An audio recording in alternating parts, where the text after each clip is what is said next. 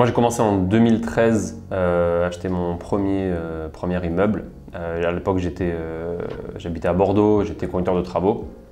Et en fait, juste avant de quitter la région bordelaise pour aller m'installer à Paris, je suis allé visiter un immeuble. En fait, c'était en décembre 2012 exactement. Je visitais, je crois, 2 immeubles et j'ai acheté le deuxième. J'avais aucune connaissance, je savais rien, je me formais juste sur des forums à l'époque. Il n'y avait pas de groupe Facebook, il n'y avait pas de formation en fait sur l'investissement IMO. C'était que des forums qui existaient. Du coup, sur ces forums-là, je me renseignais un peu sur ce qui pouvait être intéressant. Et du coup, mes parents avaient de l'immobilier un petit peu, mais que de l'immobilier, genre des appartements dans Toulouse, puisque moi je suis originaire de Toulouse.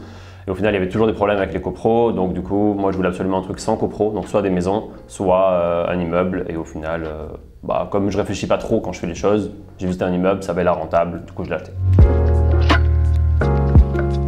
Mes parents m'ont donné le goût de l'investissement, de l'immobilier en soi, mais pas de l'immeuble. Ils n'ont jamais acheté d'immeuble et on n'a jamais visité d'immeuble ensemble. C'est juste que je me disais comment je peux régler le problème de la copro. Et pour éviter la copro, la seule solution c'était avoir l'ensemble des appartements de l'immeuble en soi ou acheter des maisons. Et les maisons, je perdais trop de temps en fait avec des maisons, j'ai l'impression de pas aller assez vite. Et du coup, je me suis dirigé sur des immeubles. Il faut savoir que dans les petites villes, un immeuble, 150 000 €, tu as un immeuble. Mon premier immeuble, c'était 150 000 €, 6 appartements, tu vois. Donc, c'était pas non plus très cher. Non, parce qu'en fait, ça avait l'air tellement rentable sur le papier par rapport à ce que je voyais ailleurs, que je me suis dit, même si j'ai la moitié des logements qui sont vides, au final, c'est pas grave. Et surtout, quand j'ai acheté, l'immeuble était entièrement loué. Donc je me suis juste dit, si c'est loué, c'est que ça se loue. Voilà. En fait, moi j'ai fait des études en conception d'ouvrages d'art et bâtiments. Donc en vrai, normalement, je devais travailler dans un bureau d'études pour dimensionner des poutres en béton, des trucs comme ça, quoi. Donc pas très fun en soi. Et du coup, j'ai fait mes études là-dessus, sauf que mon stage de fin d'études, je ne l'ai pas fait là-dessus, ça ne m'intéressait pas du tout en réalité. Sauf que ça, quand tu t'en aperçois en master, en 5e année, tu t'aperçois que finalement, ça fait 5 ans que tu bosses pour rien, quelque chose qui ne t'intéresse pas. Au final, j'ai réussi à faire mon stage de fin d'études en conduite de travaux. Je faisais de la conduite de travaux. Mon job me plaisait bien, mais je voyais bien que c'était hyper chronophage. C'était épuisant comme métier, psychologiquement et physiquement. Et surtout, mes investissements, en fait, c'est pas parce que mon métier me plaisait pas, c'était simplement que j'investissais pour préparer au début la retraite, parce que j'avais clairement dans ma tête l'idée qu'il n'y aura jamais de retraite et j'aurai jamais de retraite. Et deuxièmement, j'avais un peu le rêve fou d'arrêter de travailler avant 40 ans. Voilà, c'était un peu l'idée que j'avais, je voulais arrêter de travailler avant 40 ans. Et j'avais la volonté secrète d'arrêter de travailler avant mes parents. En fait, voilà, de prendre ma retraite avant mes parents. En fait, si tu veux, je voyais mes augmentations de salaire dans mon job et quand je prenais 100 € tous les 3 ans, j'étais content. Et je voyais qu'en investissant dans un immeuble à 150 000 €, je pouvais récupérer 200 ou 300 € par mois sur une année. Donc forcément, le calcul était rapidement fait, quoi. Pourquoi j'ai quitté mon job? J'ai quitté mon job à un moment où en fait on avait lancé Club Immobilier un an auparavant. En 2015, on lance Club Immobilier. Et au bout de 6 mois, en fait, on est débordé de demandes, c'est la folie, on ne sait pas comment gérer en fait.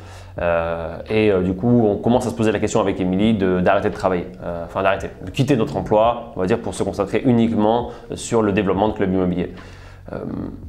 Ça a pris en gros 6 mois pour prendre la décision à partir du lancement. Sauf qu'à la base, il n'y avait que moi qui devais arrêter de bosser et pas Émilie. Au final, Émilie, elle venait juste de commencer à travailler, elle avait bossé 9 mois. Elle finissait son CDD en 2016. Et en même temps que moi, j'ai réussi à négocier mon départ en soi. Du coup, on dit tant pis, on va tenter de se lancer tous les deux. Donc on s'est lancés tous les deux en même temps sur cette aventure-là. On n'était pas complètement fous parce moi j'avais du chômage, Émilie avait un peu de chômage aussi. Donc rien qu'avec ça, on pouvait survivre en soi. Donc ça nous suffisait et on pouvait tenir en gros 2 ans grâce à ça. Donc c'est ce qui nous a aussi aidé, en plus de l'immobilier évidemment, parce qu'on avait déjà un patrimoine immobilier, ça nous a aidé à se dire ok, tant pis, on se lance et si ça marche pas, on verra. Mais il n'y a jamais eu l'idée de dire je me lance dans l'investissement, dans l'entrepreneuriat et si par exemple ça marche pas, on retourne dans le salariat. Non, on avait fait une croix là-dessus. En tout cas, une croix dans l'ancien métier que j'avais. Je ne me disais pas, je vais repartir en tant que conducteur de travaux dans une autre boîte. Par contre, on s'était dit que s'il fallait, on irait bosser à McDo, quoi. Enfin, on avait ça en tête de se dire, bah, s'il faut bosser tant en McDo pour manger le temps que la boîte fonctionne, on le fera. Ça a pris en gros 1 an et demi. 1 an et demi entre le moment où on a quitté, en sachant que ça fait 1 an déjà qu'on avait lancé Club Immo. Donc en gros, Club Immo avait 2 ans et demi d'activité quand on a pu recommencer à acheter. On peut recommencer en 2018, en gros janvier 2018, alors qu'on a quitté notre emploi, on va dire, en août 2016. Voilà. Donc 1 an et demi après, alors le temps d'avoir un premier bilan positif, qui n'était pas incroyable, hein. Franchement, les premiers bilans de Club Immobilier sont plutôt mauvais, mais vis-à-vis de la banque, il faut comprendre qu'ils étaient positifs, c'est-à-dire il y avait un bénéfice qui était fait. Alors on se versait pas de salaire, donc on ne pouvait même pas se verser l'équivalent du RSA, je veux dire, on ne pouvait même pas se verser 500 € par mois, mais c'était positif, on n'était pas en déficit, on va dire, les premières années, donc ça a suffi pour les banques, en plus bien sûr du patrimoine immobilier qu'on avait déjà commencé à rembourser, puisqu'on a commencé en 2013, là c'était en 2018, donc ça faisait 5 ans. Certains biens, ça faisait 5 ans qu'on les avait, sur 15 ans tu vois, de crédit, donc on avait remboursé, allez, pas un tiers, mais peut-être un quart du crédit. Donc ça a aidé pour obtenir des financements derrière. Pendant les premières années, on achetait 2 immeubles par an, en gros un immeuble, ou un achat en gros tous les 6 mois. C'était le rythme qu'on avait pendant les premières années entre 2013 et 2016, pendant 3 ans, on achetait un immeuble tous les 6 mois.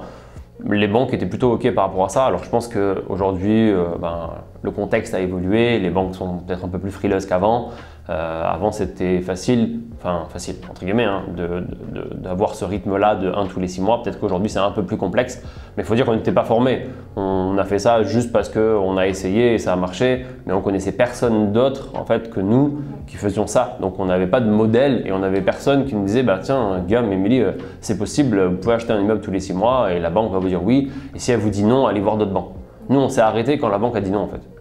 Et on ne s'est pas dit, si on fait 10 banques, peut-être qu'il y en a qui vont dire oui. On s'est juste dit, bon, bah, s'il y a une banque qui dit non, c'est que doit mieux savoir que nous, donc on arrête. Et c'est à partir de ce moment-là, à peu près, qu'on a quitté nos emplois et qu'on a lancé Club Immo parce qu'on s'est dit, de toute façon, la banque arrête de nous suivre, donc autant monter notre boîte et profiter de cette période pendant laquelle, en gros, la banque ne veut pas nous financer pour quitter notre job, quoi.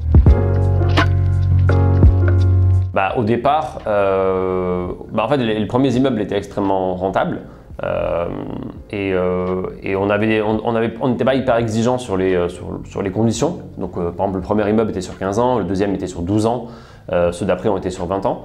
On a mis un peu d'apport sur les opérations, on a mis un peu d'apport sur les projets et je te dis, on n'était pas exigeant sur le taux, donc on ne faisait pas chier la banque là-dessus. Donc en soi, la banque était OK de nous suivre, mais jusqu'au moment où je te dis, ça s'est arrêté, ils ont coupé les vannes et ils ont dit non, remboursez déjà vos crédits, on va attendre 1 ou 2 ans et on verra. Donc à la suite de ça, on a dû attendre et après ça a été un peu plus compliqué et à partir là de 2020-2021, les choses se corsent un peu par rapport à de nouvelles règles. Mais on a une situation nous financière qui a évolué aussi, qui fait que c'est plus simple qu'avant pour nous d'emprunter. L'erreur qu'on a faite, c'est qu'on n'était pas du tout formé et que ça n'existait pas en fait à l'époque des formations en investissement immobilier. En 2013, ça n'existait pas. Donc peut-être que ce que je ferais différemment, c'est qu'aujourd'hui, si je devais recommencer à zéro, c'est que je me formerais avant d'acheter mes premiers biens. Même si j'ai eu de la chance en fait. J'ai eu un peu un coup de bol, c'est-à-dire que je ne me suis pas planté sur mes premières opérations. Mais si je devais changer, franchement, je me formerais pour démarrer et je développerais mon réseau aussi on va dire d'investisseurs. J'irai rencontrer plus d'investisseurs, chose qui n'était pas possible à l'époque. Et je sais que je manquais cruellement à l'époque d'échanges avec d'autres personnes qui faisaient la même chose que moi. Et du coup, ça ne me stimulait pas assez. Je n'étais pas stimulé parce que j'avais personne avec qui parler. Et aujourd'hui, il y a tellement de possibilités de discuter avec des gens. Quand on voit nos élèves dans l'université, l'école et tout qui échangent, ça permet d'accélérer beaucoup plus vite, clairement. Juste d'essayer, je pense, parce qu'en fait, des fois, on se bloque psychologiquement en se disant finalement, la banque va forcément dire non, je ne vais pas y arriver. Et c'est juste que, à un moment donné, il faut des fois essayer. Et je dis, ne vous arrêtez pas au premier refus, même si ça, c'est ce que je n'ai pas fait moi. Mais en tout cas, ne vous arrêtez pas au premier refus et on ne sait jamais, ça peut marcher.